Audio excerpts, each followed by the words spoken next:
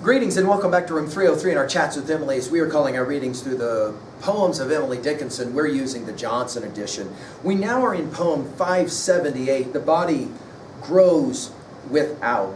Now, in many ways, we are coming back to an earlier poem of 451. You guys will remember this one. The outer from the inner derives its magnitude. 'Tis duke or dwarf according as is the central mood, the fine unvarying axis that regulates the wheel through those spokes spin more conspicuous and fling adust the while. The inner paints the outer, the brush without the hand. Its pictures publishes precise as is the inner brand on fine arterial canvas, a cheek, perchance a brow, the star's whole secret in the lake. Eyes were not meant to know. Now, it seems as if Emily's engaging, as Emily the philosopher, in a bit of a dialectic, if we can say it that way, between 451 and her views there, and in this one as well. That notion of the body shows everything that is hidden in the soul. Here we're going to get the complete opposite argument. By the way, when this poem was published in 1891, it was actually called The Shelter for reasons that we will get to. The idea here is that the soul of the spirit is sheltered in the body. And there are things that the body will never show that the soul knows. Our assumptions here are that you've been following our stuff at LearnStrong.net. Down that left-hand side, Chats with Emily, our playlist. I'm hopeful that you've worked through our set of introductory comments, as well as the preceding 577 poems. We just finished with 577, if I may have it.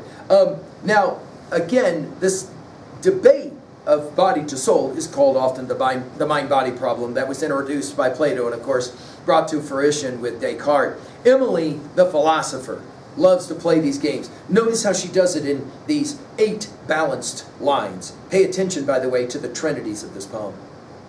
The body grows without the more convenient way, that if the spirit, like to hide, its temple stands alway. Ajar, secure, inviting, yet never did betray the soul that asked its shelter in solemn honesty. I think solemn is the key word of this poem. And I think Emily is making a profound observation here, because she is saying there is the outer and then there is the inner, and they don't always concord. Notice the body grows without the more convenient way. In other words, we have the body, we have the spirit, the soul, the mind. That if the spirit like to hide, its temple, by the way, a variant reading here was closet actually, stands alway ajar, secure, inviting. Again, notice your trinities, right, with the dashes in between. It never did betray the soul that asked its shelter, again published in 1891 as The Shelter, in solemn honesty. I think the argument that she's making here is that we do not have to show our inner feelings unless we want to. There is a legitimate way to hide. The soul will remain in the temple of the body. Of course, St. Paul will use this language in the biblical corpus.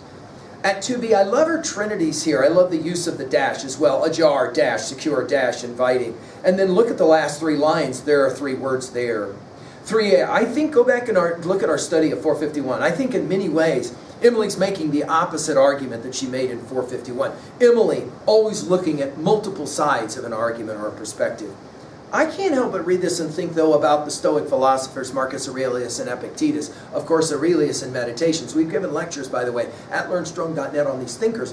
That idea, the Stoic idea, that you don't always have to let everyone know what you're thinking, right? Because there's no point in it anyway. Finally, to own a poem like this, what was a time when you didn't show your emotions and you kept your feelings sheltered? Thank you.